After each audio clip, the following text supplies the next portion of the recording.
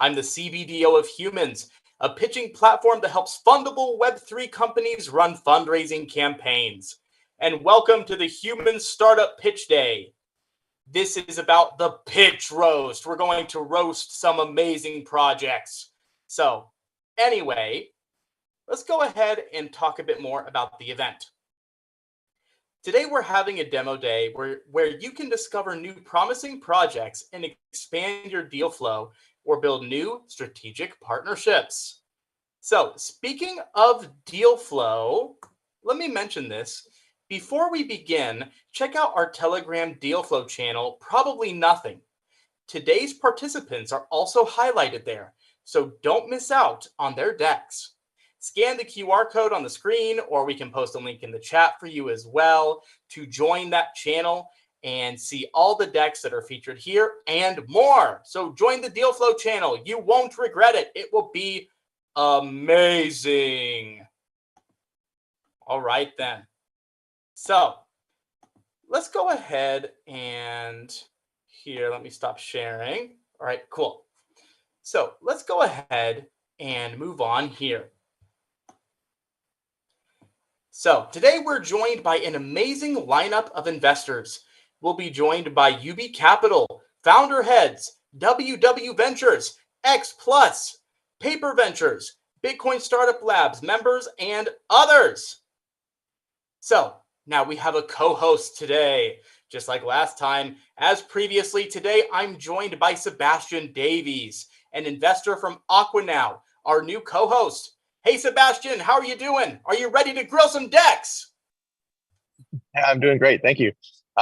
Yes, I seem to have developed some sort of reputation for grilling. After the last in-person humans event, I had a few people be like, "Oh man, I love how you grilled those guys and asked them all these tough questions." And I actually didn't mean to come across like that. But anyways, I'm ready. All right, awesome. We're very happy to have you. You always bring sunshine and great commentary to the event. So just a small favor before we start. It would be awesome to see everyone's faces to make the experience more enjoyable for everyone. So if you can, please turn on the camera. It's not a necessity, but it would be awesome if you did. So yeah. Also, let me talk a bit about the format before we get started. So the founders will have 5 minutes to pitch their project. Please respect other pitchers' time, by the way. So here are some quick tips for our judges. During or after the pitch, you can show the raised hand emoji in the reactions panel at the bottom. If you'd like to share some feedback or ask any questions, and you actually don't really have to wait till the end, you could even raise your hand in the middle. It's fine. That way we know that you have a question and we can get to you when the pitch ends. So if you like the pitch and you are eager to chat, then you can go ahead and book a call directly with the founder via the Calendly link in the Zoom chat. We will post all of the Calendly links in the Zoom chat, so look out for those. If you like the project, don't hesitate, book the call. So, and here are some quick tips for our viewers. If you're watching us online via the live stream, just click the startup name and you'll see its deck. On the bottom of the bar, you'll also find a button to request an intro to your favorite startups. So, with that out of the way, I am going to pass the mic to Sebastian. Let's get the pitching started. Sebastian, the floor is yours. Fantastic. Awesome. Okay. Well, everyone, glad to be sharing this experience with y'all. I guess we'll start off with our first pitcher. It's Dumper Shield, an AI-based exchange for vesting tokens. So over to you guys. I'm starting the timer. Give me a second first to share the screen so you can verify you can see it first.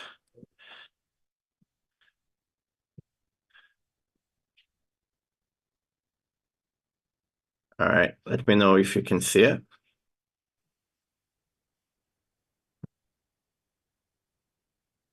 All set. Can you see it? Yes, sir. All right, good. So we're starting. All right, hi everyone. My name is Yodar Regev. I'm the founder and CEO of Dumper Shield.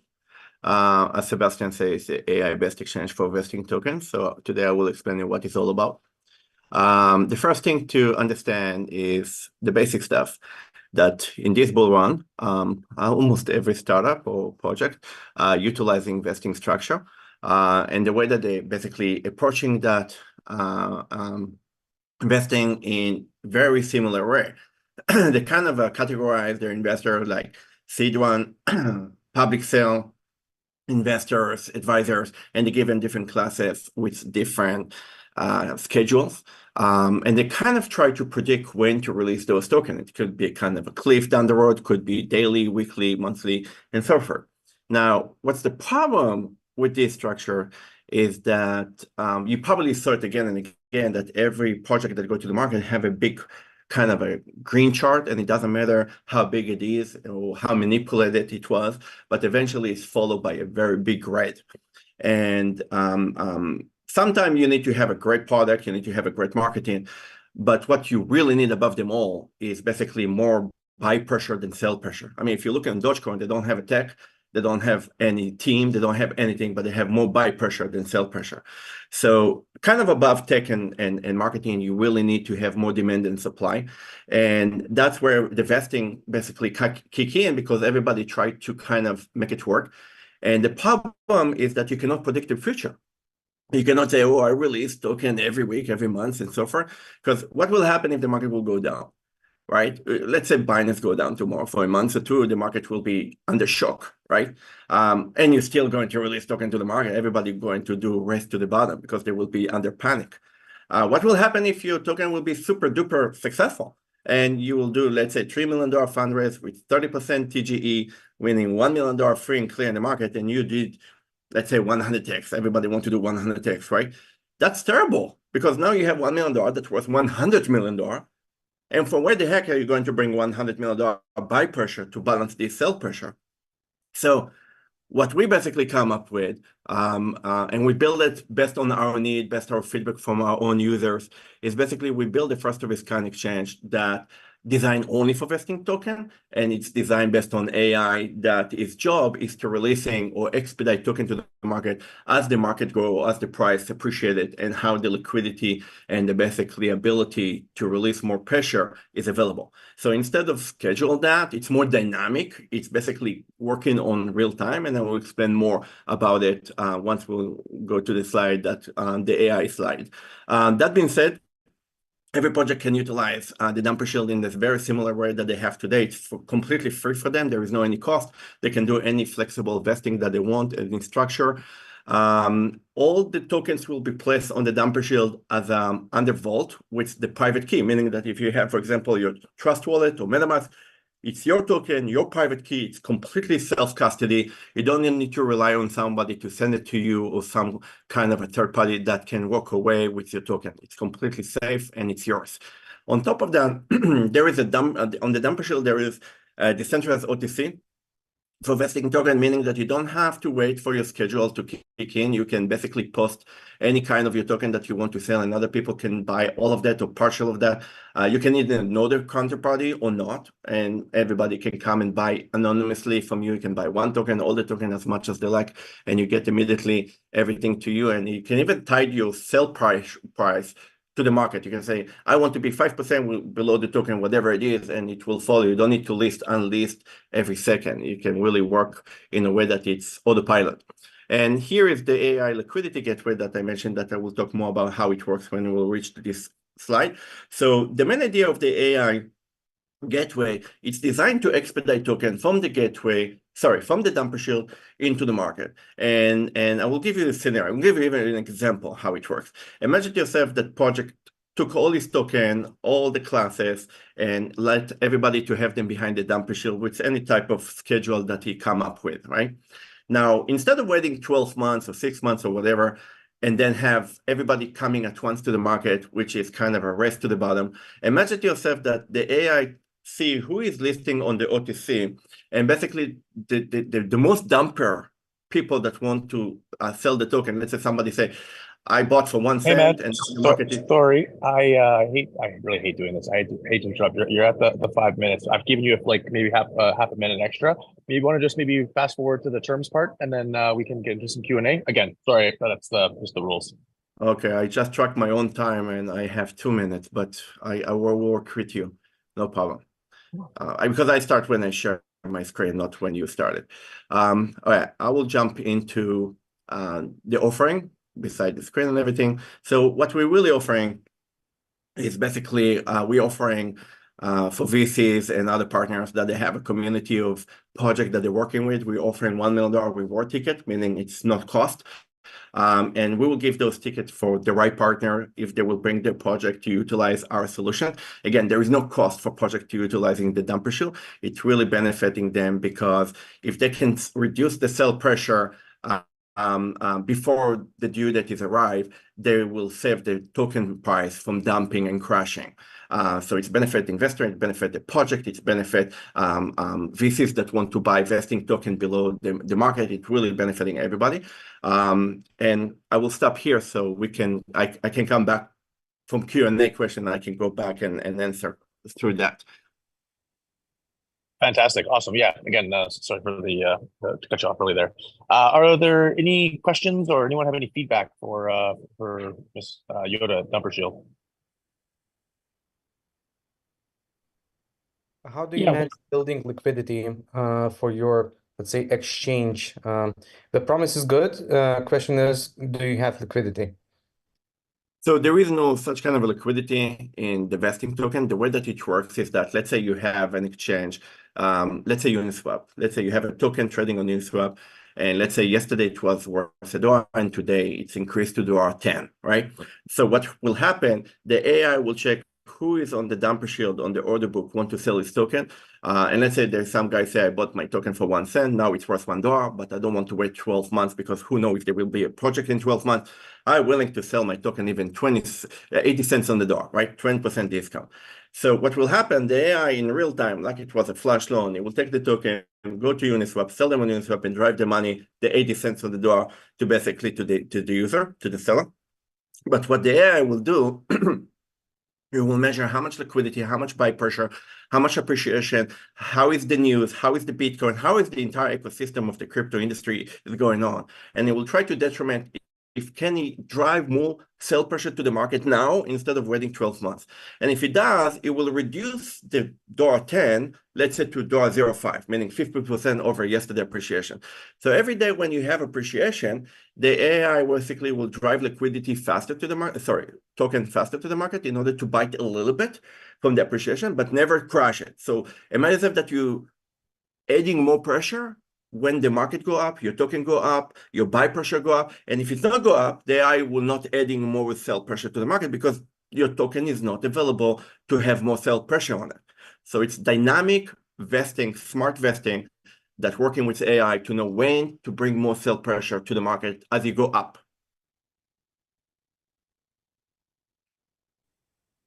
Awesome. I was just going anyone to else say, yeah, there are clearly kind of legal ramifications here for projects that basically have a vesting structure. This is determined in kind of safes and token warrants, and these types of things are very hard to kind of imbue into a legal contract. So I see that as a large barrier to adoption here. Sorry, can you rephrase your question? It's more of a comment, right? So I wonder if you have any kind of insight into that, to the types of projects that would be interested in this, because there is clearly this is very hard to do from a legal standpoint, where projects need to basically determine their vesting schedule upfront. All right, let's assume for a second that you are security and you want to target specific ways how to go to the market and when, okay? Or maybe you don't want to release it after 12 months and a day because you want to comply with the brokerage guidelines. So the dumper shield have a guideline. You can control it. You can say class A can go freely, even using an AI. Class B is locked. It cannot go unless 12 months it path. So it's completely flexible for you to determine whatever you want. You can even give the wheel to the user, and we already tried it with our own users. We tried 3 times. If the project is not ready, they can vote to extend the shield for another 12 months or whatever they like, because they don't want to go and have rest to the bottom. By the way, right now we have 61 projects that are already lined up because it's not live yet. We only make it on live as a soft launch in order to test it out. During the testing, we sold tens of millions of tokens, and we basically been able to prove that it's reducing completely the sell pressure. There is also income streams start to generate from that. I cannot disclose the name, by the way, of everyone know the name, by the way, but I cannot disclose that because we're in the middle of a contract. But we're about to do kind of a licensing style with a company that is a very massive launchpad. And they're going to bring all their project into it. And Dumpershill have 50% ownership of that. So we kind of saw that we can do whatever everybody needed, but which much better way. And the amount of the profit that it can generate. By the way, just to clear something, every decentralized exchange and centralized exchange trading free and clear tokens, but most of the tokens in the first year or two, they are locked, they're under vesting. So we're going after the majority of the token. And second, the most profit that $0 billion money that Uniswap and Binance doing is from 0.1% to 0.3%. Our fees is above and beyond. I mean, only the OTC is 2.5% each side, but also the UI, when it's expedite, is taking the spread like 20%, 10%, 30%. So there is a massive income stream from that kind of a project. And that's why I say, I want whoever have a project and you want to help them out with smart vesting, we will give free ticket if you will bring your project to help them out.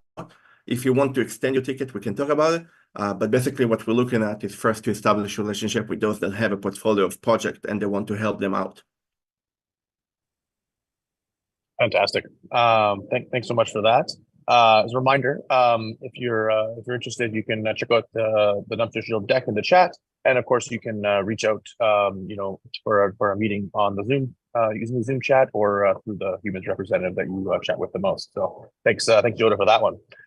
We'll move on now to Rhizome, and this has got to be, like, I've been doing this for a while. This is definitely the most interesting company description I've ever seen. SpongeBob builds Death Star to learn project management. So I can't wait. So over to you, Rhizome. Yeah, thank you very much. I'm trying to share my screen. Yeah, do you see my screen? Yes. Fantastic. So I have 5 minutes and I will be pretty fast on using this time.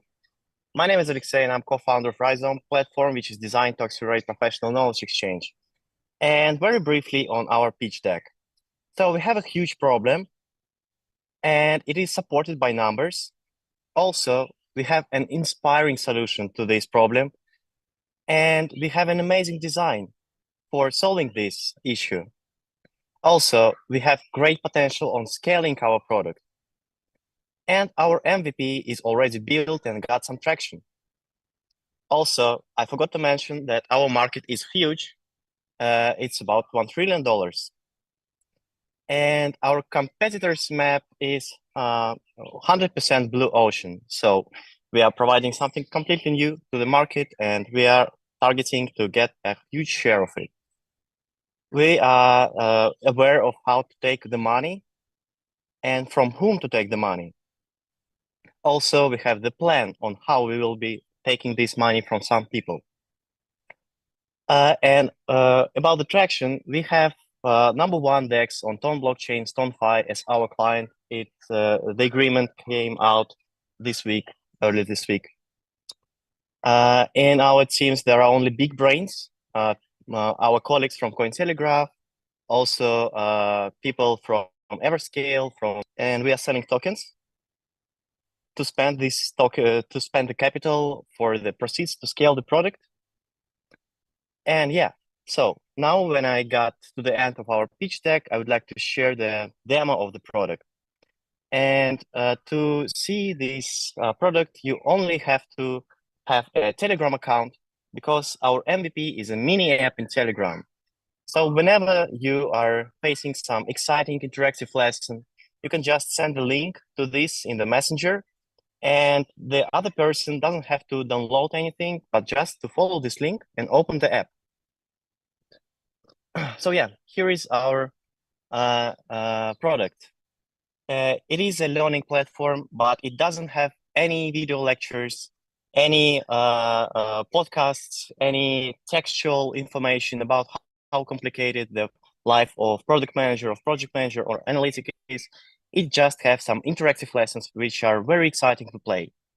And here are, for now, 2 lessons. The first is an onboarding lesson on how to use the platform, and it just generally teaches you on what are the key features and how to use them.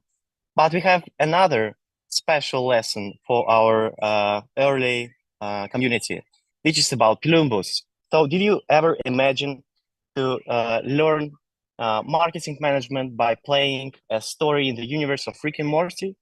That is our key hypothesis on the future of learning. You can do the learning process in any conditions you would like to spend your time in. So the basic rule is you have to be engaged in the learning. And here is the example. So to start this interactive lesson, you have to hold on the toy. Before that, you see that you will have a special badge if you pass this toy completely and completely right. So I'll start the toy. And you have the context for the storyline. So you're basically taking part in some simulation of a marketing manager in the universe of Rick and Morty. And there will be hundreds of other stories in different decorations, like being a product manager at Metrics or being analytic at, I don't know, maybe some series, some Stranger Things. Okay, so you get the context that you're a manager at Plumbus Incorporated, and there is an issue. The sales are declining significantly right now. And you have to act further by tapping on your avatar and taking the option of continue. And you meet the first character, Big Head. The thing about each simulation on Rhizome platform is that we are using ChatGPT to stylize every replica within the story. So these replicas are made with the power of ChatGPT by taking as an input just general scenario of a product management case. But restylizing this case makes it very immersive and exciting to continue.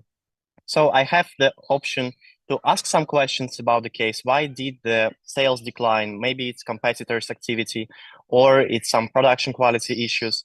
So yeah, I have some options to continue our dialogue, and then I have to formulate my hypothesis. So the story is basically about the skill of hypothesis testing. You have to gather information, analyze it, and provide some initial hypothesis.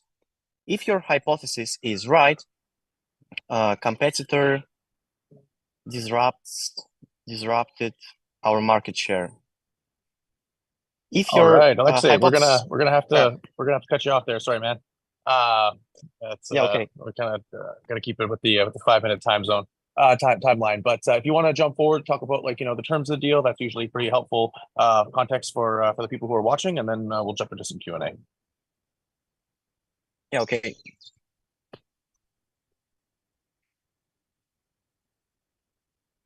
Oh, are we proceeding a Q&A session? Oh, sure. I wasn't sure if you were going to talk about the terms that you're fundraising under. Yeah. The terms are simple. We are selling 10% of our tokens for $300,000. Gotcha. Fantastic. All right. Certainly a unique pitching style. Anyone have any questions for Alexei at Rhizome? Yeah, why do you need tokens, and why do you teach project management only? What are the future ideas, to expand, and why only Telegram? Okay, so the first is why we need token. All the payments on our platform will require tokens.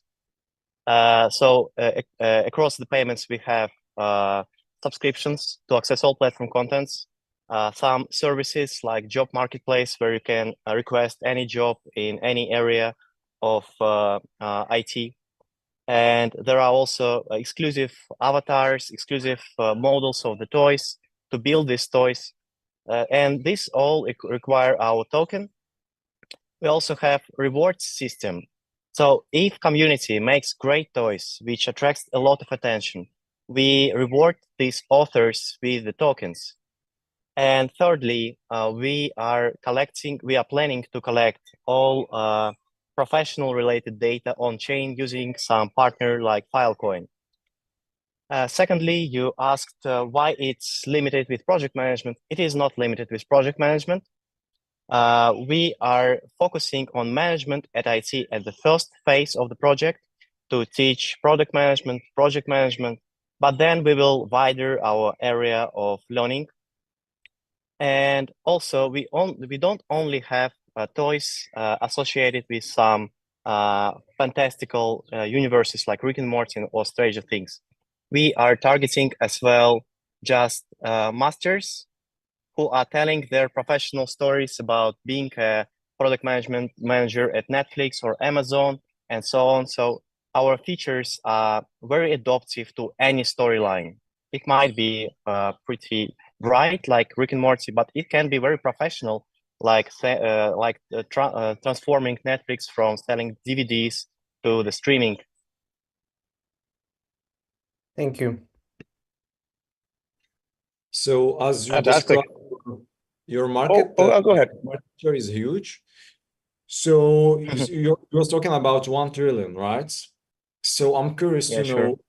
know what is the portion of the market that you are targeting, and in how much time it will take you to reach your goal. So our service addressable market is 10% of global e-learning market, and we project to achieve this goal by 2028, I suppose. And our nearest goal is to generate $18 million annually by 2026 by focusing exclusively on management in IT. Okay.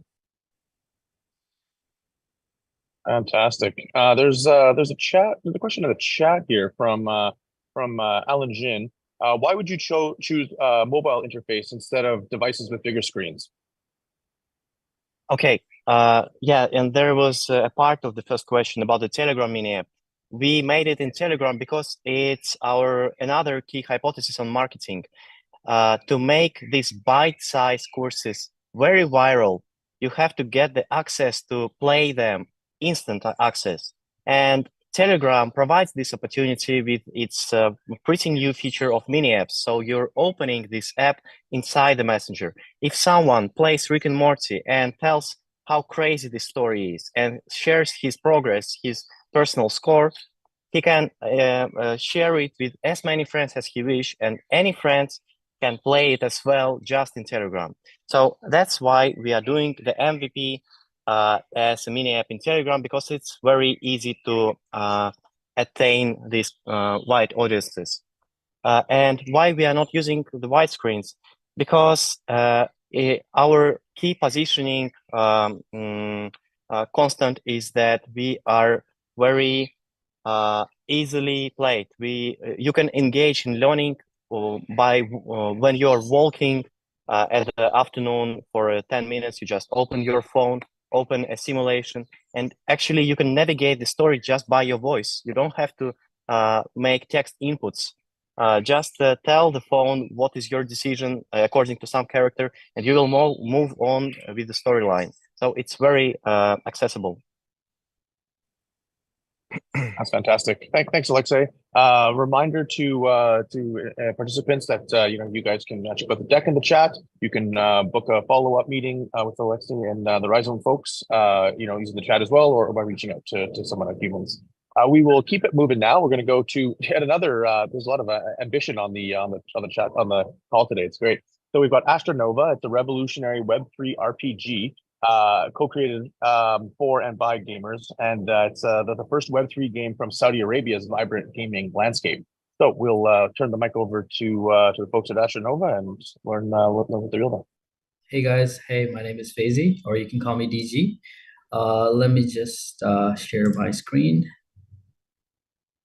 A second.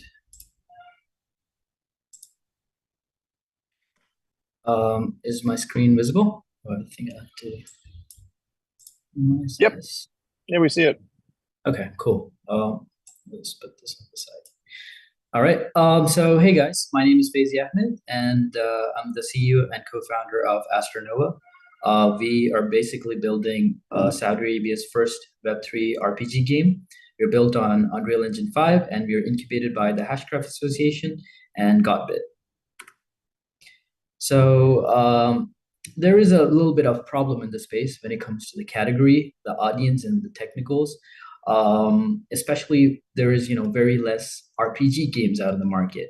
The gamers are kind of they feel Web3 games are all scammy, and technically most of these games they don't usually end up with the best chains, and that makes it end up with high fees, low transactions, and isolated ecosystem. And of course, there's a problem with the regions which most of these games are focusing, often ignoring the MENA and C. So that's where the Astronova is. My project is very unique. We are building an RPG game, which is very which has a high immersion in terms of the story and the graphics and the gameplay style.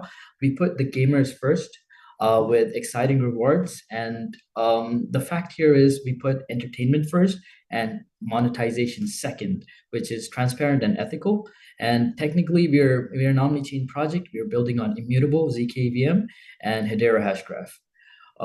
In terms of the region, we have a unique demographic focus that is on the MENA and the CE audience.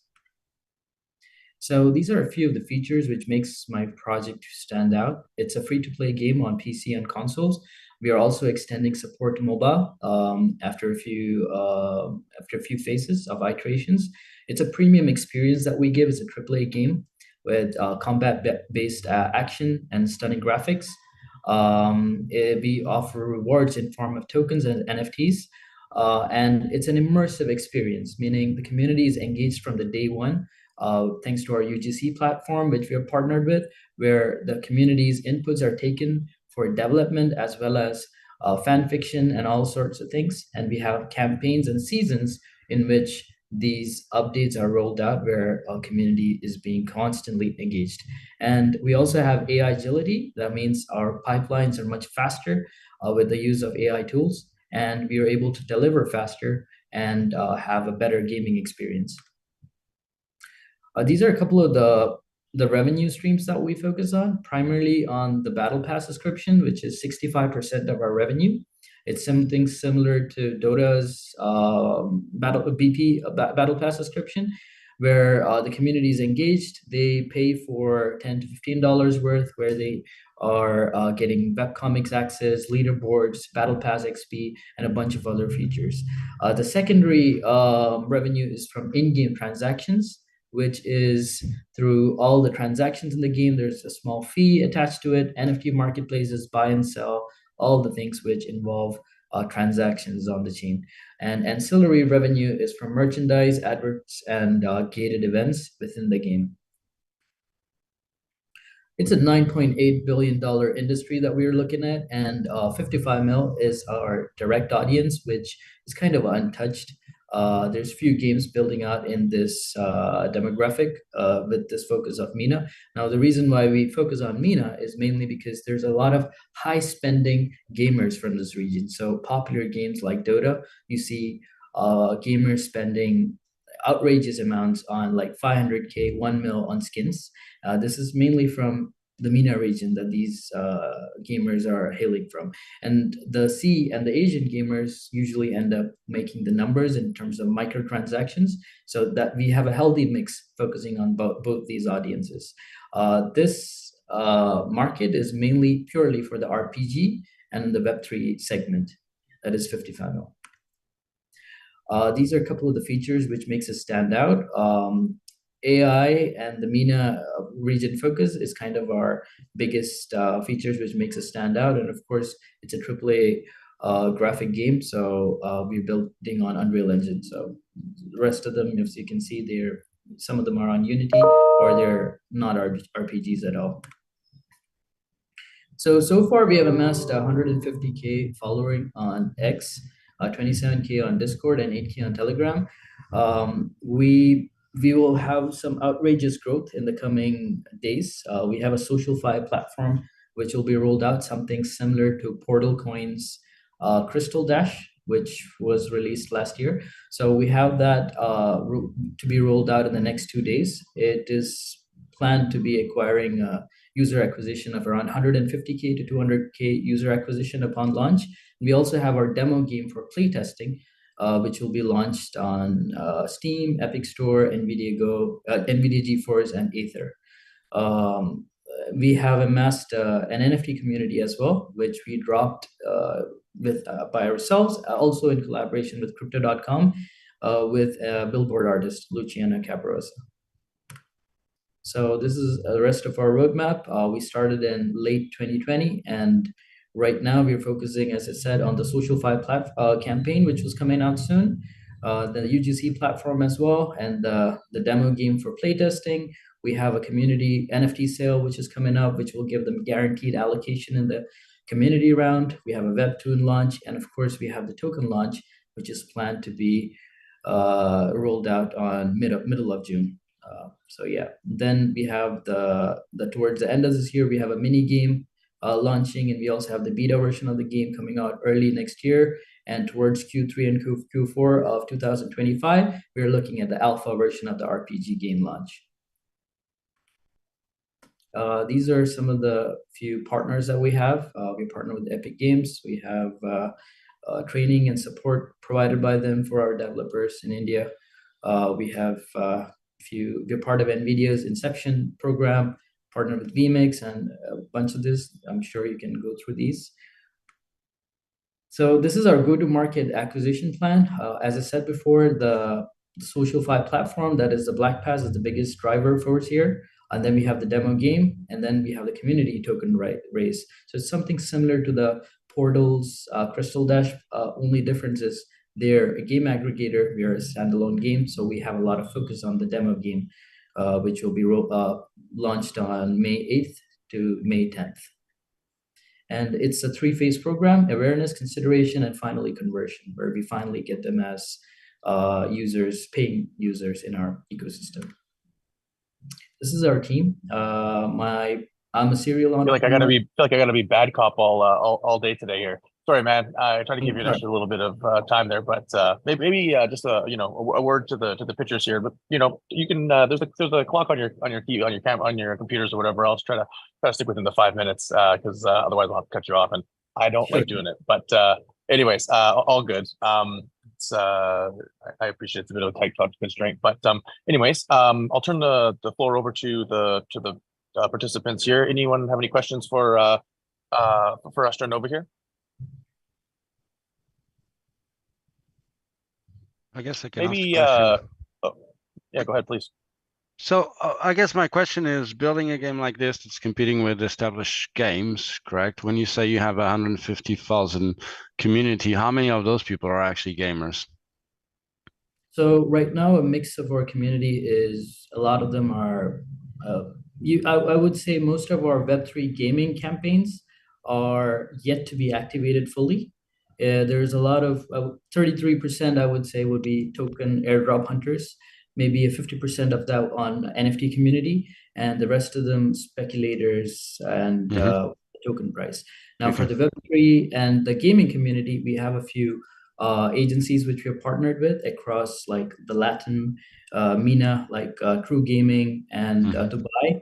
So those are going to be activated soon, prior to our game launch.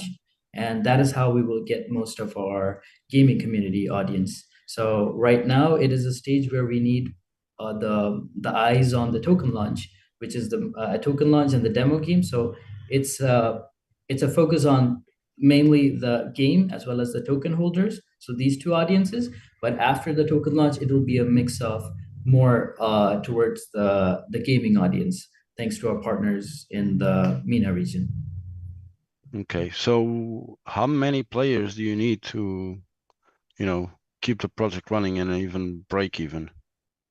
So right now, as soon as we launch, we have the Battle Pass program, which will be launched after two months, and with the Social5 platform, which we are planning 150K to 200K user acquisition, it should be more than enough to kick off, and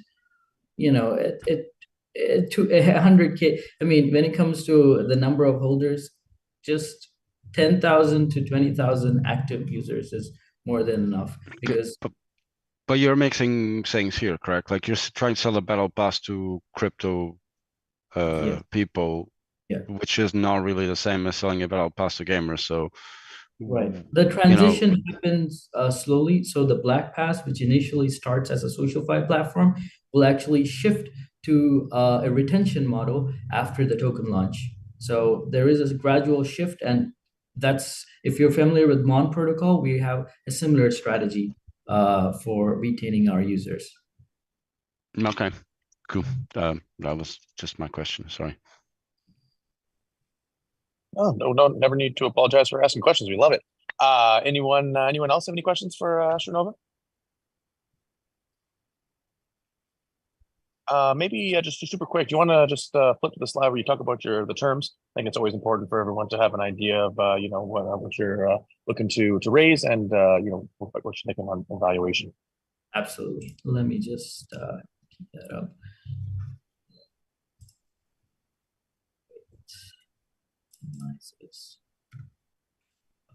So yeah, we're raising 2 mil in investment during our private rounds. So far, we have raised 1.6 million across pre-seed, seed, and our private A rounds. Private B, we're in talks with Animoca, Immersive, and Neom from Saudi Arabia. That is specifically for those investors. So private down, there's a private A, there is a 300K, and there's a 1 million in our strategic round, which we are also allocating for our KOLs.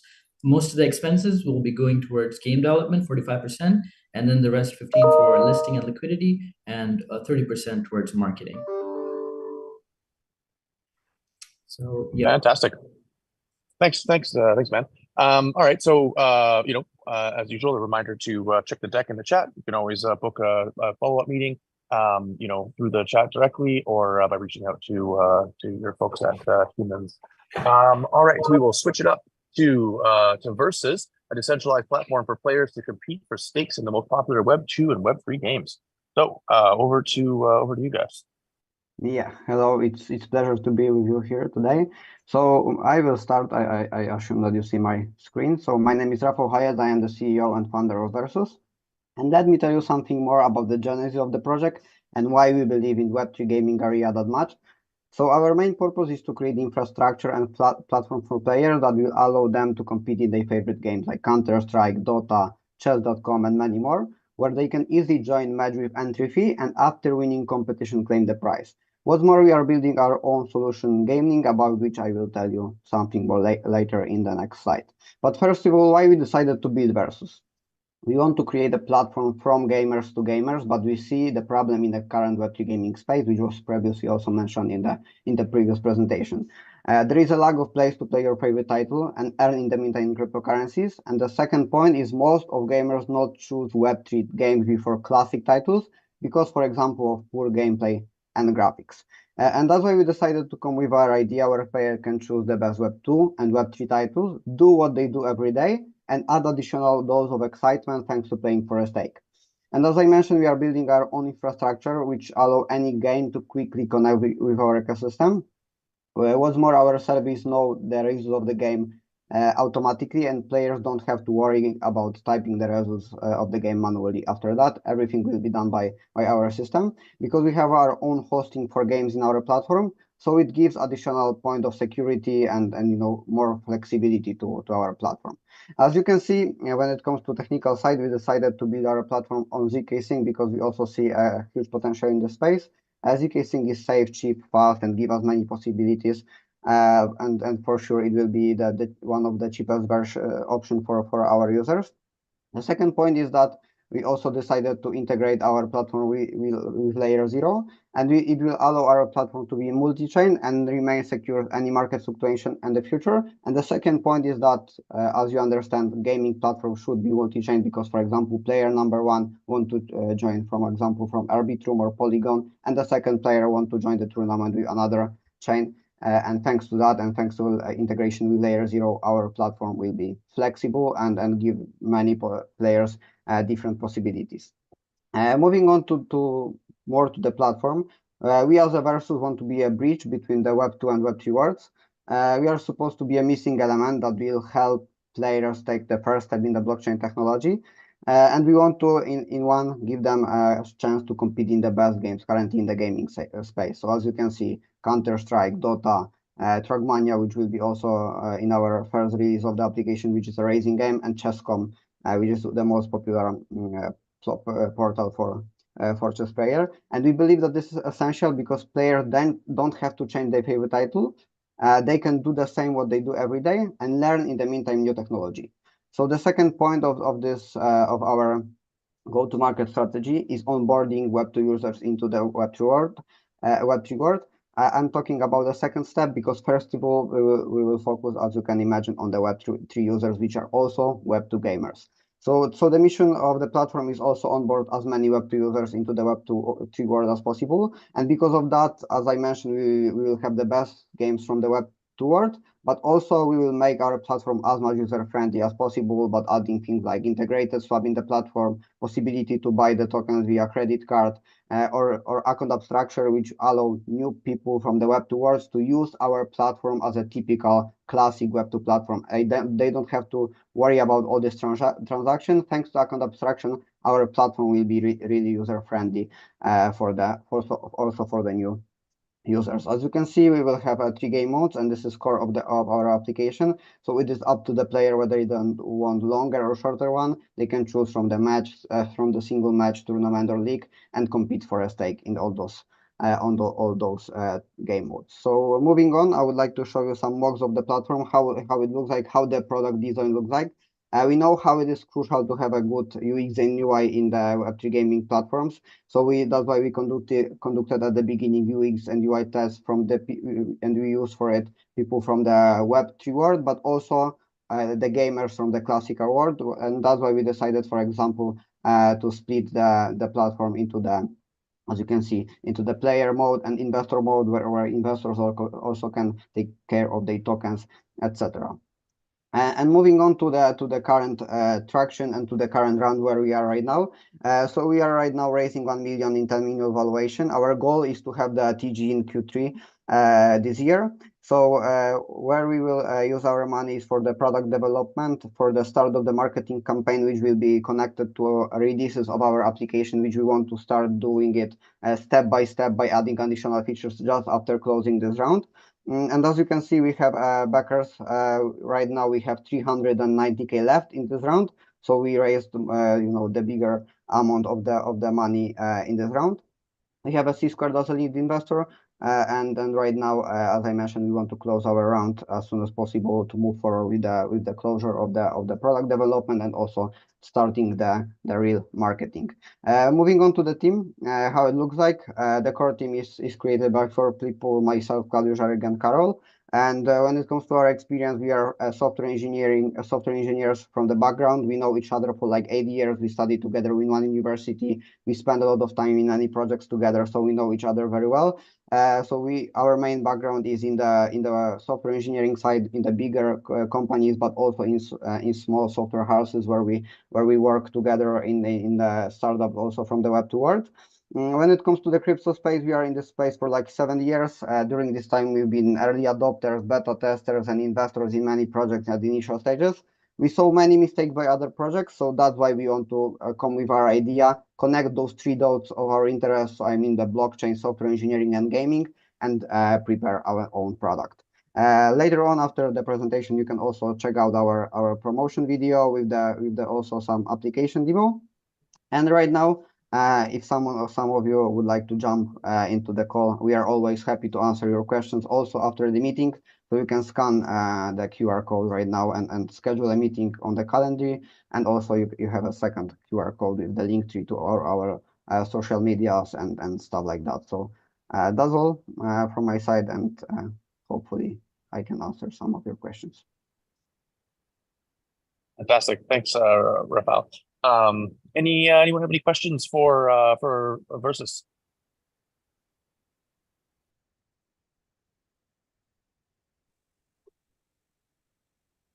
I might have a question then, just in the interest of curiosity here, like how would you this? You're not the only guy building, or not the only team building something similar to this. I've seen there's some other ones. Some of the names now. Like one was well, nevertheless, like you see these kind of some competitors to yours. Like, what do you think you're competing for? Is it community? Is it on the UI UX specifically? Like, what do you think is going to be like the detriment or the determinant of success? Relative to some of the other folks that are trying to gamify games even Sure. further. Yeah, so there is different types of our competitors. So first part is those platforms which only have Web3 games inside, and the second part are also which are the main competitors which also have some Web2 games.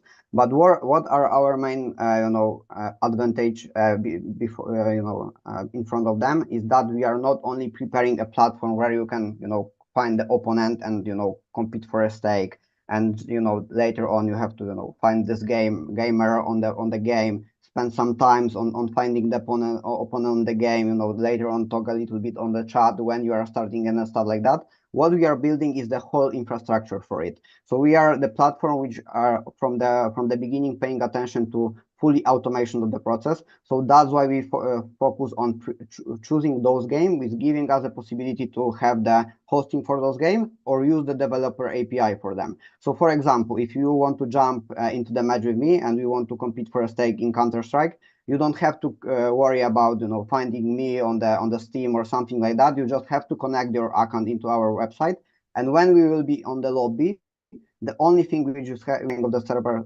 take less than 1 minute. So the only thing which you have to do later on is to have the Counter-Strike installed in your computer, and by clicking the button once we create a server in our own hosting, you will be redirected to the game directly. And after that, thanks to we have all this stuff like those servers and API which connecting our platform with our own hosting, we know also the result of the game automatically. So all the process is automated, and we believe that this is the crucial point why gamers also from this Web2 space would like to jump into our platform, because they are worried about all this blockchain stuff, because they have to make this all transaction, they type in the result of the game and stuff like that. In our platform, we will set up all these things by you, and additionally, we will know the result automatically. So all these things will be automated.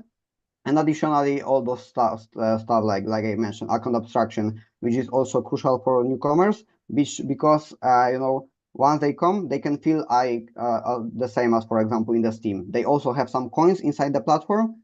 They are playing, earning some money, but if they are really not familiar with the blockchain, they can do all this stuff, but we will take care of this all things by them. So this is the first point. And the second point, why we are focusing at the beginning on the Web3 people and not on the Web2, because many people are all telling that it is easy to have a Web2 gamers into the Web3 platform. It is not easy like that, so we have to do it step by step. At the beginning, we will focus on the Web3 players with some campaigns also related to releases of the platform. So once players they play matches at the beginning after the pre-seed round, when we will release first version of the application, they will also gain experience point, which later on can be used, for example, for airdrop or being higher in the leaderboards, which give them many possibilities. So this is the first part of our go-to-market strategy. We want to acquire as much Web3 people which are playing Web2 games as possible. And later on, we will focus on the next step, like also collaboration with some people from the Web2 world, like streamers from the Twitch and stuff like that. And we also have some, plans for it. Like, for example, if you are well known to a Twitch content creator, you can also prepare the tournaments in our platform for your community, and you can also gain some money from it. So we have a fee from the prize pool. So if you are well known, Twitch player, Twitch streamer or something like that, you can also prepare the tournament for your community. So we have many plans, to be honest. We probably have to spend a lot of time to give you all the details about our go-to market and all this ideas, but we believe that the main idea which we have and why we are the best when we are competing us with the competitor is this fully automation UX and UI, which is friendly, and all this stuff which I also mentioned on on the presentation. So that's why we also can't see any market leader in the space. So because they don't pay attention to the good things, they just prepare a platform where they can match each other, but the platform is not fully automated. Awesome. Okay, thank you. And in the spirit of roasting or whatever else, that was a very detailed response there, Rafael. Thank you, Rafael. Sorry. But I think something that sometimes founders kind of forget sometimes is like when someone asks a question like like it was like a specific question, but then you kind of like provided this whole thing, right? Yeah. And I know that happens a lot when you're used to answering questions. So I ask one question, you're like, okay, well I'm going to answer all the next 10 questions he's going to have because I've been here before. Try not to do that. Try to answer the single question and then move on. That's just a little piece of advice for me that I've had to learn, the hard way in my life in different iterations. But anyway, nevertheless, that's yeah. I have many ideas in there. my head. That's why it comes. So I thank you for the tip. But Yeah, I hope no worries, man, the rest of the answer also help to understand our point of view. But yeah, thanks for the question. Of course, no, it's it's all good. But anyways, as you know, book an appointment or book a meeting in the chat or through your humans folks, and the deck's in there as well. Next, we're going to switch over to Kaldi. So they're revolutionizing global trade with decentralized supply chain solutions powered by blockchain and AI. So we will turn the mic over to you. Please go ahead. Thanks so much, Sebastian. I appreciate it. Thanks everybody in Humans team for letting us be here. We're really excited. It's our second go around, and we're excited to be on the fence. I'm Daniel Ball, and I'm going to be talking about our project with Kaldi, specifically around Kaldi Coin, which is a decentralized AI supply chain management solution tied with some strong DePIN tie-overs. So quick highlight on the team. We are two very distinct disciplines. On the one side, we have commodity and supply chain experience with Professor Stefan Alsh-Taylor, my partner. He's a 30-year businessman, philanthropist. He's had many $100 million plus exits in his career, and he's heavily involved in the commodity markets. And then on my side, I've been in the crypto and tech space, the crypto space since 2016, but in the tech space since I was about 21 years old. Everything from telecom to supply chain RFID and different things like that. We're addressing a really broad problem, and that is, it's based around supply chain, not really seeing any change for the last 100 plus years or so. It's a $25 trillion industry, and this is tied to logistics and maritime shipping and anything you can tie to the supply chain. And the main problem is you have a lot of middlemen. It's very fragmented. You have brokers, you have exporters, you have a lot of people that are taking a piece out of the pie as you go through it. You have producers that are getting squeezed out of the market in many of these markets. There's financial barriers and lack of incentives for a younger generation to continue farming or producing and getting involved. And there's a lot of opacity when it comes to what's actually happening in the supply chain and where can the efficiencies be gained. Our solution to this is a technology that is called the ClearSight.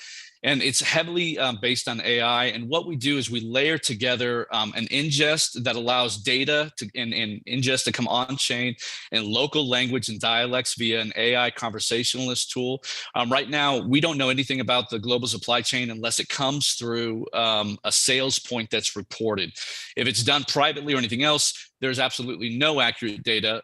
It's completely subjective, and there's a lot of unreported that we don't know about. So number one is data integrity. And then beyond that, we layer together AI databasing tools and agents that allow other third-party products to come together into an engine, so to speak, the rails of this system, whether it be maritime analytics, an exporter, a 3PL logistics shipper, or other players in the supply chain. They're able to connect and use our AI tools to communicate and coordinate products from producer level all the way through to sales. For us, just in the global logistics, if we were to come down from that $25 trillion market just on the logistics side, that's a $12 trillion market. As we come down to supply chain management, which is kind of where our bread and butter is going to lie, that's $30 billion. And today, the decentralized AI blockchain market is about $25 billion. If we break down commodities in different areas that we're going to be serving, we see massive sizes just for those alone, let alone other products outside of commodities. Just as an example, and this is a use case for the technology in coffee, which is where some of our domain expertise lives, we're able to do AI search matching for certain genetic-based pieces of that data input from the producer level on through the buyer to make sure the products are matched to what they're looking for. And we're also able to build in carbon dashboards, taking into account that seed to sale roadmap. There's a lot of utility factors within this marketplace and the demand drivers. Premium services are paid for in our Kaldi coin. We have a dev marketplace that allows other to build on and use our tools. And there's a premium service fee for that that's paid in Kaldi coin, and very sophisticated burn mechanisms for managing that supply inflation on ramp. From a tokenomic standpoint, we're offering 400 million Kaldi coin this round at half a cent per coin. And that's going to break down to be about a $2 million, $2 million raise. I'll talk about in a second. Traction wise, we've got a little over 2 years of development. We have over 900,000 commodity producers signed with us today. We have a little over $100 million in buy side that's signed to the platform. We have a staking platform that just was finished and audited by Certic. And then we're live on Uniswap and listed on CMC. We're raising $2 million at $25 million FDV. And as you might expect, our traction for going to market is a combination of DEX to SEX expansion, institutional players and market makers, and other collaborative players and partnerships. We're building on Polygon as a layer 2. This is a snapshot of our kind of advanced staking platform, and I want to turn it over for questions. Boom! 5 minutes on the dot. Thank you for that, Daniel. How we roll.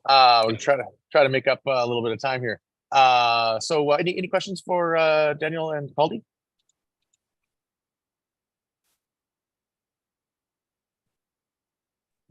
Usually I would ask one here. Just for please, Alan. Alan, go ahead. Sorry, I didn't see you there. Thank you. Hey, Daniel. So Hey. could you elaborate on what edges your solution using AI? Because we mentioned AI is a very broad concept. So I try to understand what exactly the proposition you provide from your solution. Yeah, obviously it's said a lot, and there's a lot to be said.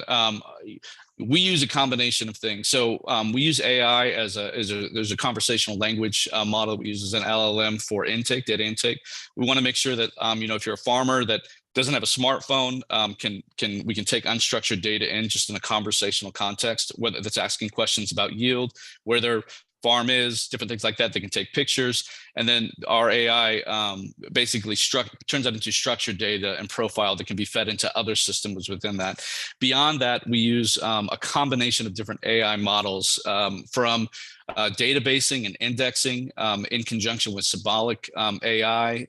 We use BitTensor for a decentralized compute to kind of fuel a horizontal scaling model for those AI things. And we allow, probably most specifically to what you're asking, at an agent level below kind of the intake and ingest point, we assign an agent to the commodity or the product that's being pushed through. That agent is completely trained on that data, and then it represents it. So if there's a request on the buy side for a shipping lane and other things, we can intelligently predict weather patterns, the best regional path for shipping, and other things. And that agent is going to communicate with the end request to intelligently come up with those paths and those plans in real time. Thank you. It seems like you provide a basket of different values using your AI solution. So I wonder, because from my understanding, many AI need fine tune in order to work, specifically for such a vertical area. So how your team gonna provide so many solutions? Because they're gonna, I assume, require a lot of resources, data to train the AI, right, to work on different areas. Yeah, certainly. So not every commodity is going to be available at launch. We're starting in our domain of expertise, which is coffee. We have over 900,000 producers for coffee now. We have access to a lot of data, much beyond that. We also own many roasters on the roaster side, so we have a lot of data and partnerships on the buy side for what they would be looking for. And then we have some partners where we're not necessarily building every solution. A good example of that is we have an AI genetic matching solution where we use spectrometry for gauging that genetic makeup of the coffee bean, or this could be used for rice, this could be used for other things, but we're focusing on coffee in the beginning. And that's a product we didn't build, but we are feeding data into those models to strengthen them because we do have such a large pool of data. And we think that this is a data first solution because we're solving a big problem where the data at ingest at the point of origin is extremely fragmented and often inaccurate. And so we solve that problem first, and then that feeds into our modeling, it feeds into the accuracy, and so on. But certainly to your point, there's going to be a ramp up period to bringing these different commodities and things on over time. Thank you. Yeah, you're welcome. Awesome. We'll have to switch it off there, but thank you, Daniel, for the pitch. And of course, as everyone knows, you guys can book meetings in the chat or through your humans rep. Onwards to and this can only be in crypto. I'm curious about this one. We got the Kintes protocol. They're building the first asset to perpetually appreciate in price, achieving 18 to 33% linear annual growth. So I got to hear about this one. So I'll pitch turn the mic over to you guys, and please enlighten us.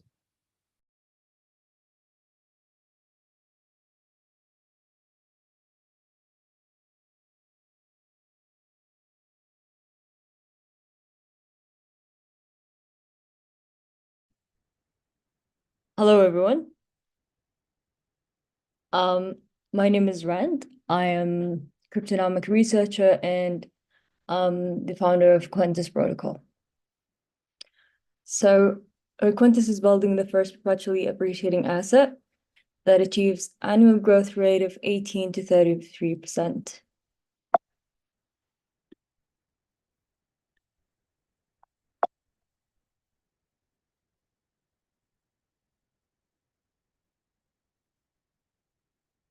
So the key ideas about Quintus is that it's fully backed by crypto blue chip collateral, specifically Bitcoin, Ethereum, and stablecoins. And it is redeemable at any time. In the background, we've been architecting its mechanisms and validating it in the past 2 years through rigorous token engineering processes of modeling and design. So what do you think is the problems that Quintus is solving? We're enabling high sustainable yield that no asset class was able to provide sustainably and scalably. Also achieving the solution for asset depreciation. There are no solution at this point of time for this problem. Also the fragile backing.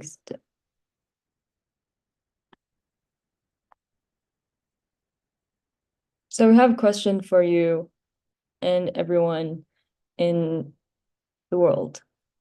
Can Quintus become the world's best performing asset?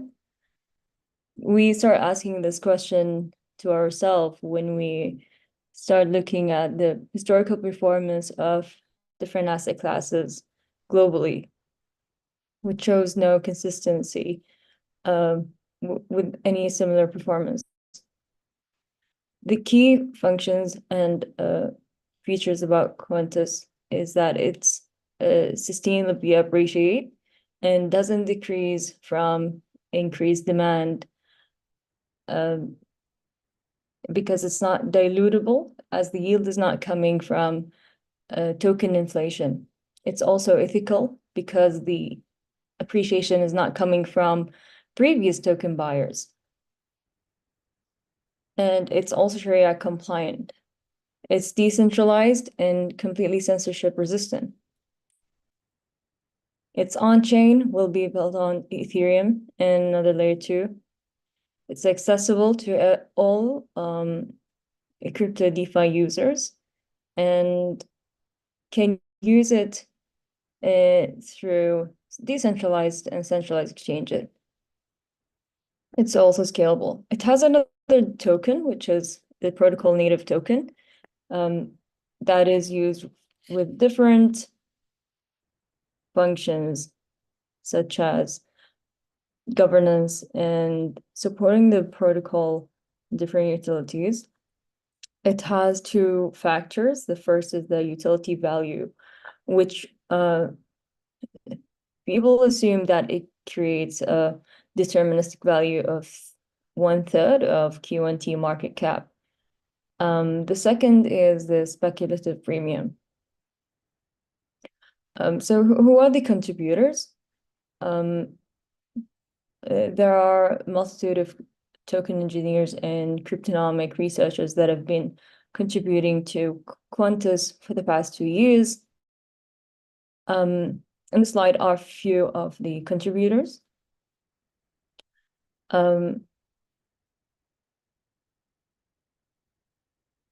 We have the pioneer token engineers and data scientists who have contributed to the science since its inception and introduced the agent-based modeling to cryptonomics.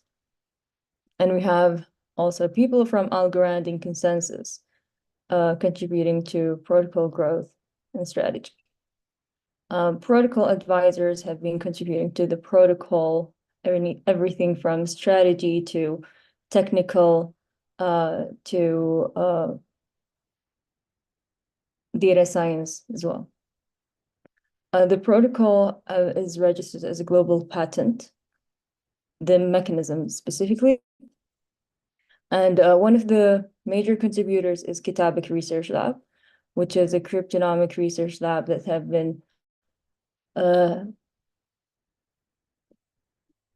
extensively researching and developing the protocol mechanism for the past 2 years.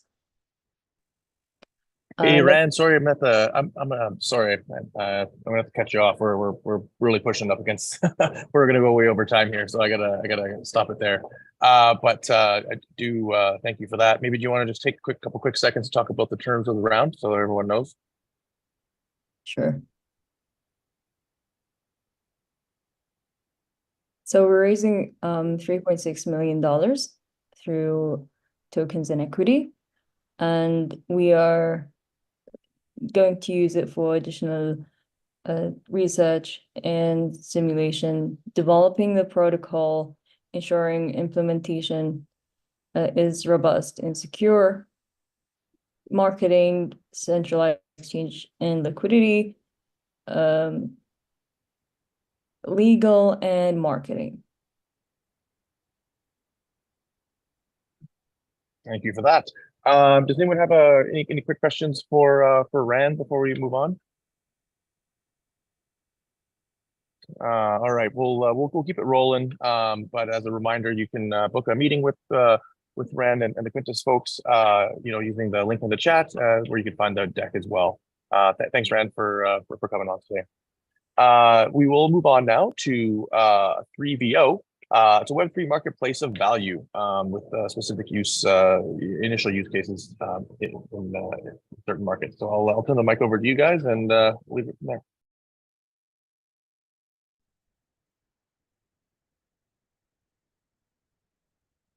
Thank you, Sebastian. Thank you, humans, for the opportunity. Today, we're going to be sharing a very interesting demo with you. My name is Ayman Sayed. I'm the CEO and founder of Trivo. We are building a Web3 marketplace of value where brands, whether we're talking about personal, whether we're talking about business brands, can build, can tokenize, can transact their value directly with their audience, directly with their communities.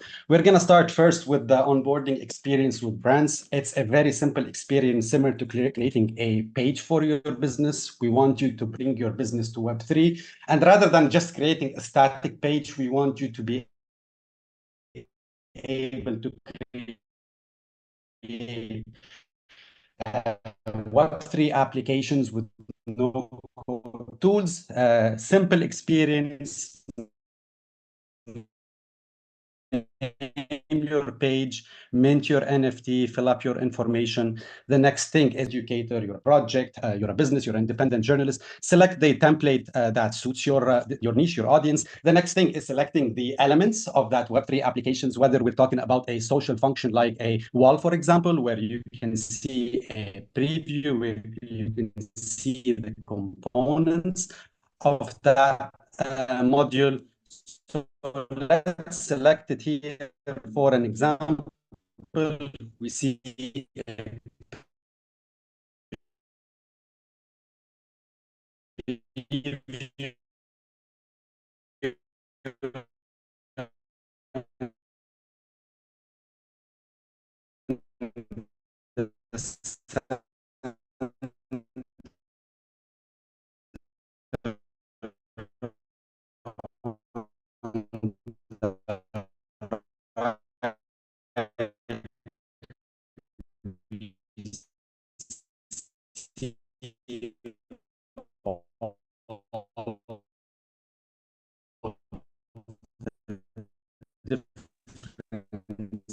Oh, guys, I think We can't hear we're dealing you. with a pretty bad.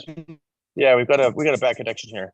Sorry, I wasn't sure if it was just me because I've had some bad internet throughout the day here. But after seeing the comments, I think we'll have to move on. Let us know if you well, if we have time at the end, we can go back around. But currently, it's unless if you want to step in, someone else want to step in, maybe on the 3BO side. Otherwise, we'll have to keep it moving. Yeah, I mean, I can speak really quickly, I guess. Right now, I'm sorry that the demo wasn't working. Our founder is actually in Lebanon right now. So we're building a social marketplace of value where brands, businesses, entrepreneurs, individuals can come on and exchange their value, whether that's social, transactional, or just actual, real emotional value. So our MVP is actually going to be live on both the Play Store and the App Store within the next 7 days. We already sent in the application, so we're just waiting for the approval. There will be, an airdrop incentive campaign for users to come in and start using the platform. Right now, we are in our seed round. We closed Angel last year of 220,000. We're currently raising about 690,000 in our seed round, and we've raised about, I believe, 100,000 of that so far. Total raise 300, and we're looking to bring in some partners and close out this round. If you actually wanted to see the demo better, you can go over to our YouTube, search up 3VO on YouTube, and you'll see a whole 8-minute demo. So sorry about that, and feel free to schedule a meeting with us. So we look forward to working with you. Exactly. And we'll see as well if Ayman will be able to pitch at the end due to the internet connection. Oh, sorry, guys.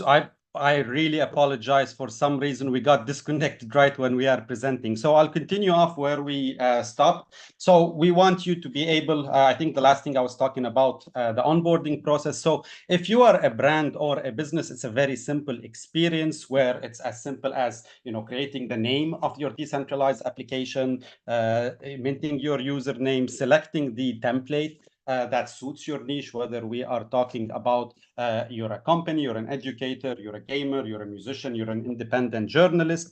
The next thing is selecting the different elements that you have. So if you are, you can have a social function, for example, as a wall. So let's select that for now. As you can see in the center, you have a preview. On the right, you have all of the different settings. So what different elements that we can add? We can add an AI chat box. So if you want your community to be able to chat with an AI representative of your business, if you want to add a shop front, you want to add a checkout with an EPOS. If you're a trader, you want to add your trading view charts, for example. If you are an organization, you want to add your activities, for example. You want to add your offers. You want to add your reviews, your menu. The next thing is attaching a token to your decentralized application. These tokens can be a fungible token as a fan token for creators, a loyalty token rather than loyalty points for businesses. If you're an organization, we want you to be able to create a governance token. If you're a service provider, we want you to be able to create an access token. Other types of tokens that you create, let's say you are a musician and you create a really interesting music loop. You want others to be able to reuse and remonetize while preserving your rights, so you can mint that as an NFT that represents that piece of content, and also via a third party provider of ours. We want you to be able to bring real world assets to the platform. So how does that look in real life? So let's take Tasty Pizza, a small brand here in the Middle East. So what they did is the first element they added is their wall for all of their social content. They added a menu. They added their offers that are only accessible if you as a user hold the Tasty tokens. So as you can see here, hold 300 Tasty and get access to 50% off on all pizzas. Their token, so their tokens, you can add offers, special menu, and delivery. You can swap them directly with Trivo tokens or get them as cashbacks. And I'll talk a little bit about creating a token experience.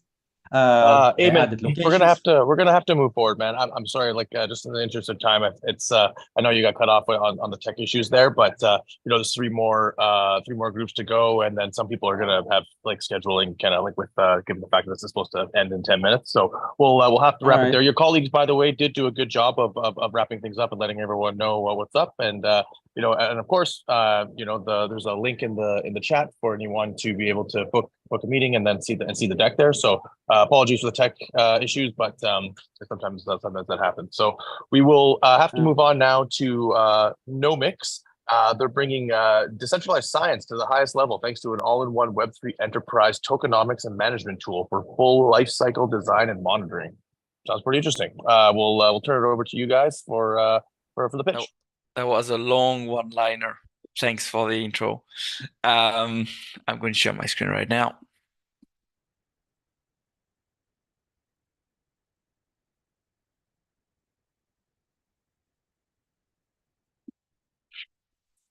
Nice to meet you, everyone. So my name is Nathan. I'm the CEO at Nomics.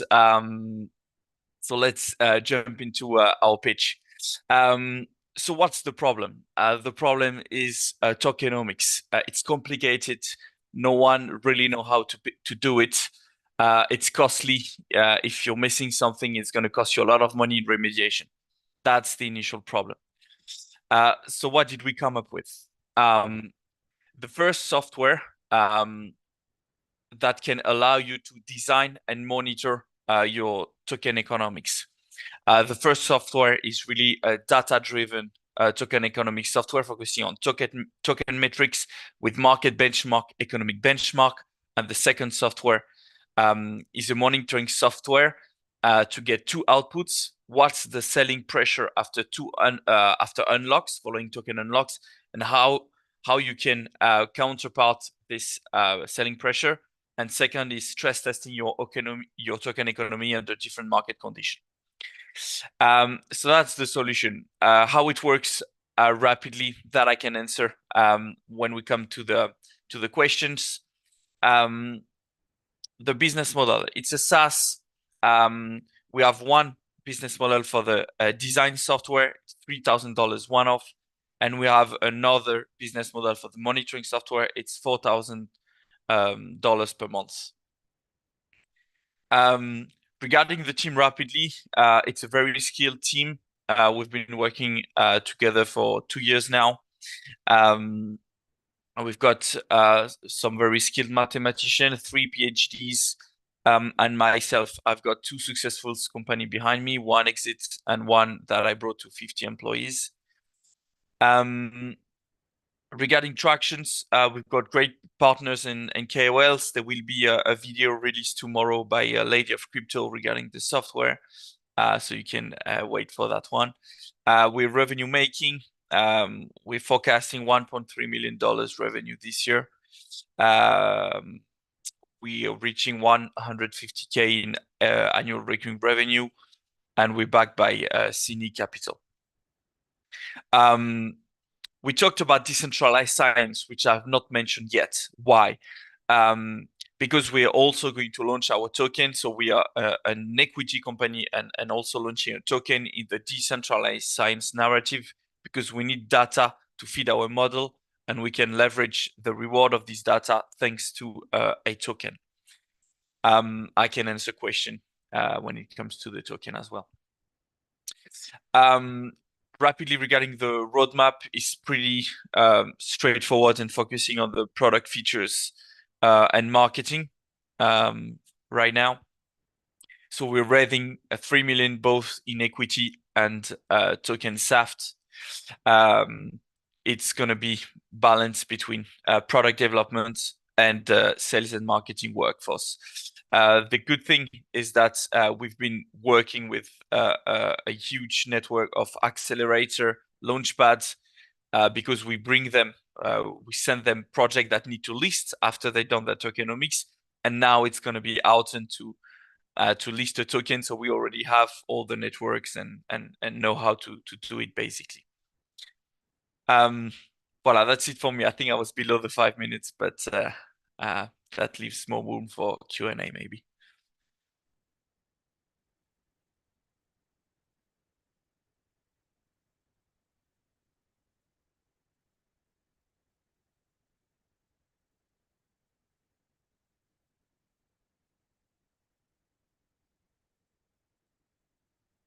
Hey, Nathan. So it's not a question, but it's more a feedback. So I like what you're building. For a while, I was following the project and what you're building. But I wanna ask you one question now. What will be like your main go-to-market strategy? And because now what I can understand is for every project that needs, for example, the tokenomics or something else, they're going directly to the agencies, which is like more focused on the privacy. But here it's like it's something that they will do by themselves. So what is your go-to-market strategy? How are you going to convert those people from the traditional method to this one? So yeah, it's a good question. I'll answer regarding our token economics builder because we have two products. This one, we're going to the early stage ecosystem. That's the go-to-market. And to be transparent, the thing is the agencies, it represents a lot of money for them. So they need something when they need the tokenomics, they first need it to go fundraising. So they need the token metrics rather than everything that comes with it. So we're selling them the token metrics. We're sending them a funding structure, rewards system, everything that is scalable within the token launch. That's only the thing we're focusing. Then it's either consulting services and then, but we already opened the door for those guys. So either we take the contract because we have also a consulting department, or we send it to a partner. But our go-to-market is any early stage startup launching a token. We designed the token metrics. It could be good for me as well to demo the product, but it gives you a lot more than just the Excel sheet. It's really a report. They can generate the light paper with the tool. They can share the light paper with their investors. Voilà, to answer shortly, that's what I can tell you, but more than happy to make a demo of the software as well. Yeah, got it. Makes sense now. Thank you.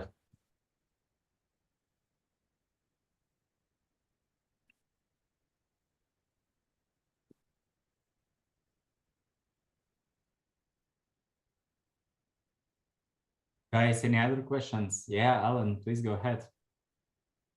Hi, Nathan. I think what you're trying to build is great, but then I have a question here, which is seems to me for many early stage projects, they have the issue to basically design the token utility rather than sort of building an interface to monitoring the tokenomics in the future. So if you focus on like a really early stage, why would you say that they want to have you paid you for this service? Yeah, so when I talked about the monitoring, sorry, maybe I wasn't clear. The monitoring product is only for projects that are already live with the token. So we have two products for two different avatars. But my goal, I wanted to be able to capture the project from the very early stage till when the token is live. So for the early stage project pre-TGE, they need the token economic builder. For the projects that are past the TGE, they need the monitoring because they need to know what the selling pressure can be after each unlock. So voila, there's two avatars. I'm not selling the monitoring product to the early stage startup. I'm really, does that, Alan, does that answer your question, or do you need more explanation? Maybe. Yeah, I got it. Okay, cool. Thank you.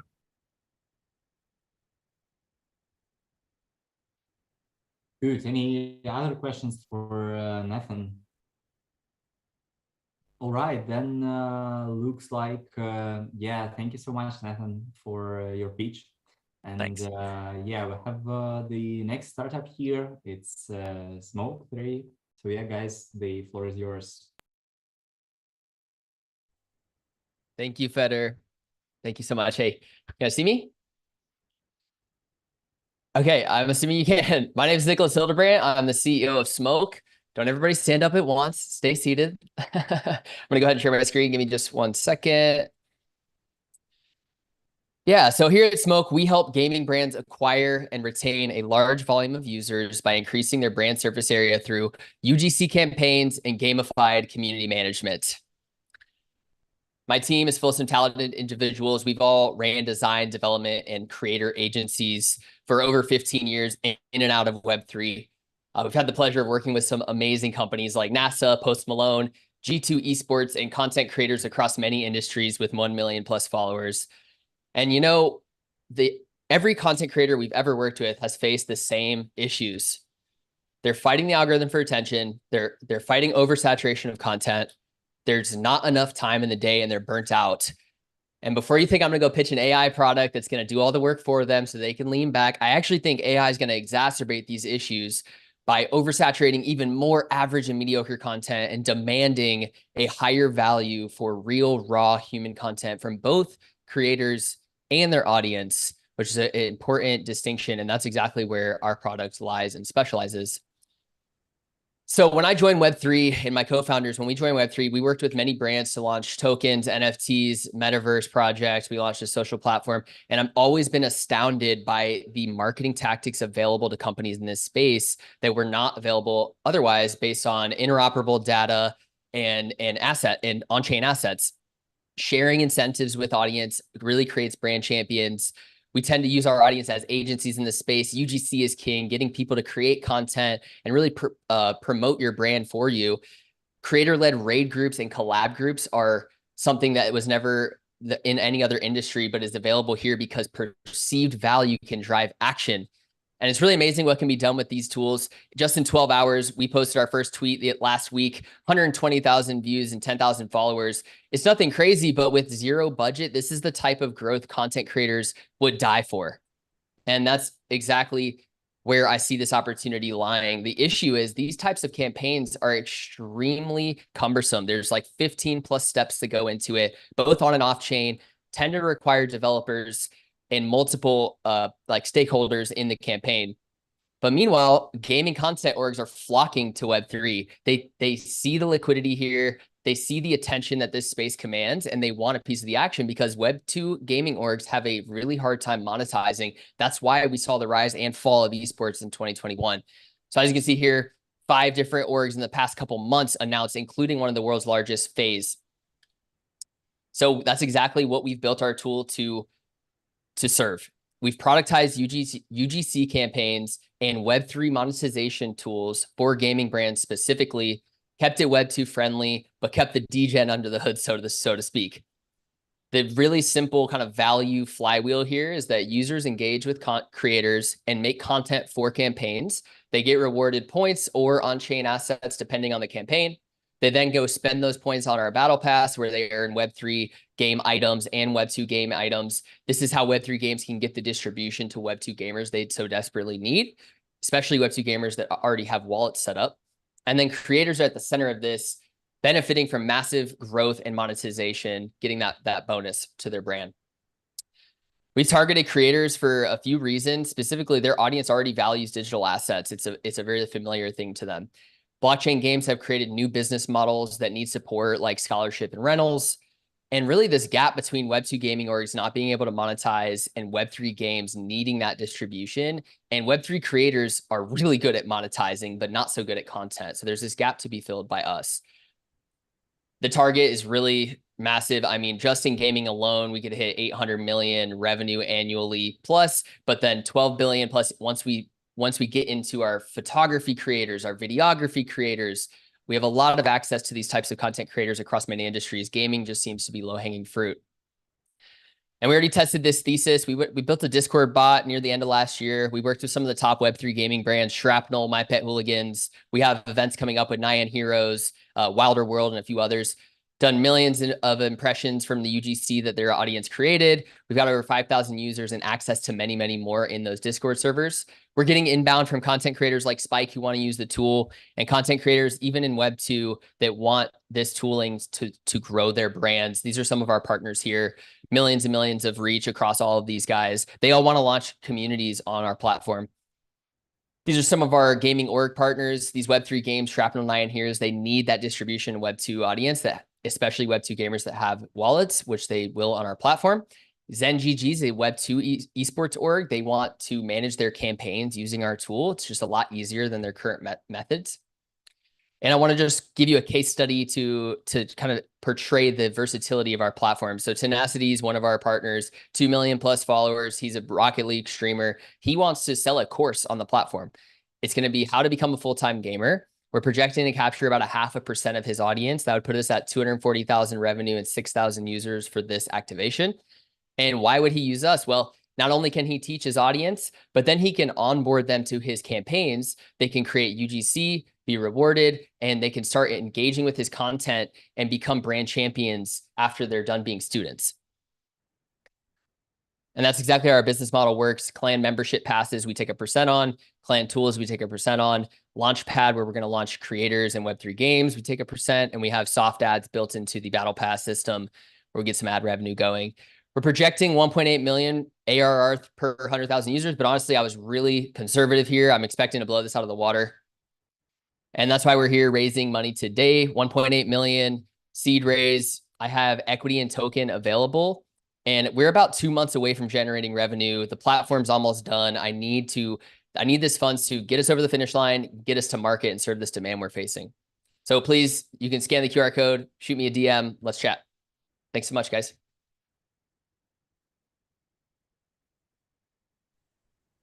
All right.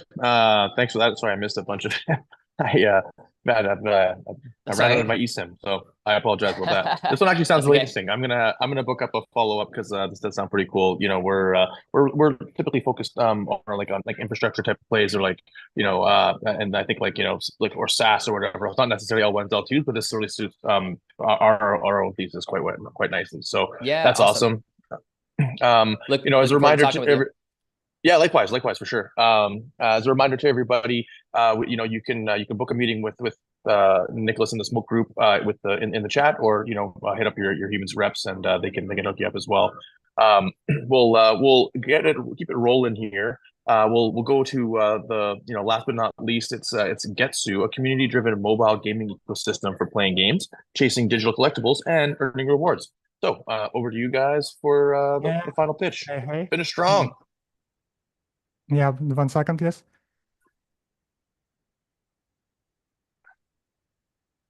Do you see my laptop? Yep. Yep, nice. Hey guys, I'm glad to be here today, and thank you for your attention. My name is Val. I'm founder and CEO of Getsu. We build a community-driven mobile gaming ecosystem for playing games, chasing digital collectibles, and earning rewards to bring millions of new players into webcam gaming.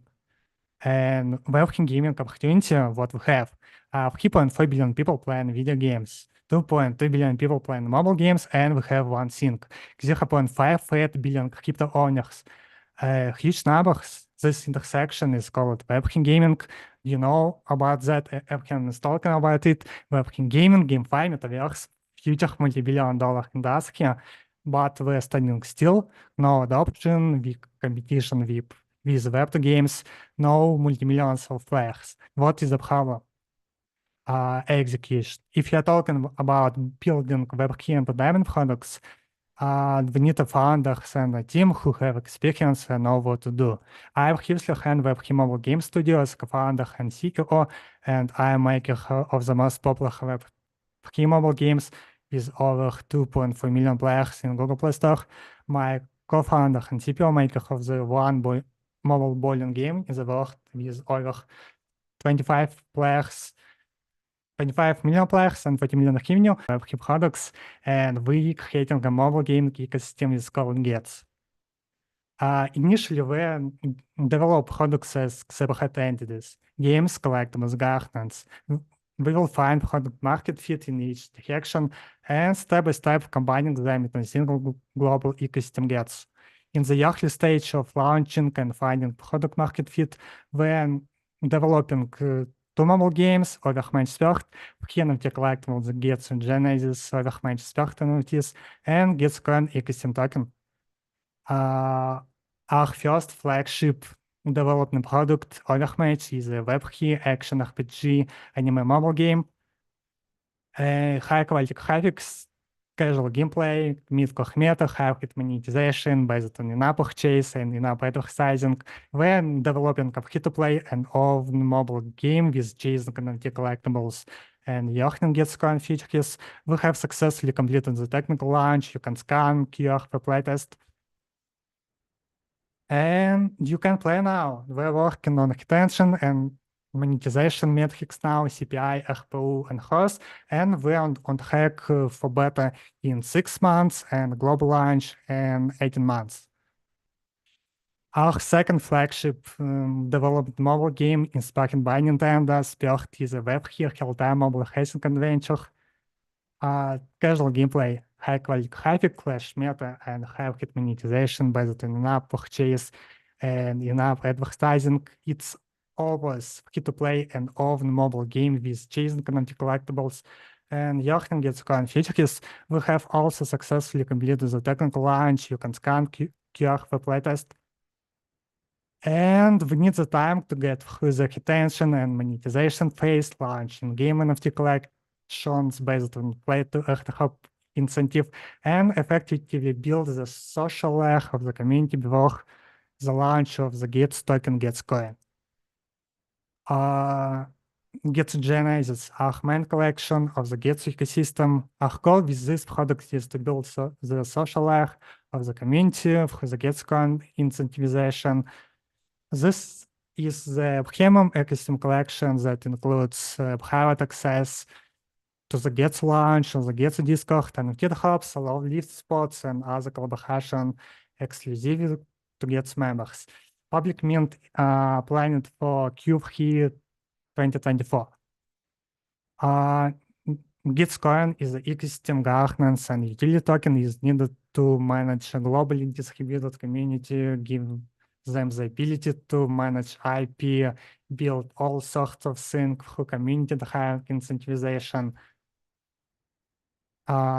governance, access, gaming, unification of spend, incentivization, and engagement. Basic function of the token for use in the Gets ecosystem framework. We have set up go-to-market economics and which we can discuss later. We have successfully completed legal incorporation, including 2 companies in Gancon and 1 in Cyprus. Pre-production, prototyping, and technical launch of Overmatch Third now. We're looking to close pre-seed round and launch Gets ecosystem products, 2 mobile games, but 1 free NFT collection, website, and Discord, start to play program, and prepare to launch Gets Coin in Gets DAO. We highly skilled team of 10 professionals, and we're looking to hire plus 45 more senior and mid-level staff back in 2024, 2025. We have a detailed business plan, including stage of hiring, our business model, a release of ecosystem products, and tokenomics until the end of 2025. Learn more about our business plan by scanning of our QR code. And we're focused on achieving positive EBITDA by the end of 2025 based on our key mobile gaming business KPI benchmark of health margin of 150% growth, excluding revenue from collection, royalties, and the token economy. You can also learn more about our P&L by scanning the QR code. Hey And Val, in we're gonna this- have to wrap it up here, my friend. Sorry to interrupt, but we're approaching 15 minutes over on the call today. So do you want to just maybe quickly fast forward to the fundraising conditions, like what your valuation is? Last slide. Can you give me 10 seconds, please? 10 seconds, you got it, man. Yeah, in this round, we're raising 1,250,000 and money valuation of 12.5 million in exchange for 10% equity and tokens. It's our first round. We're currently bootstrapping and have no investor on board. We're looking of lead VC for this round. And in additional for development funding, we're looking for strong partners, VC and angels. And thank you for your attention. And if you have any questions, please welcome. Fantastic. Thank you, sir. So as a reminder, like for Getsu or any of the other groups that we saw today, you can find the a link to their deck, as well as how to meet with them for a follow-up in the chat, or of course just reach out to the folks at Humans. I apologize for running over. That's on me. I'm supposed to be kind of managing that, and we went 50 minutes over. So I apologize for not being a little bit more diligent on the time, but nevertheless, here we are. So thanks for everyone for joining us, judges, participants, passive viewers. Look forward to seeing you next time. Enjoy the rest of your day or evening. Thank you, everyone. Thank you. Thank you.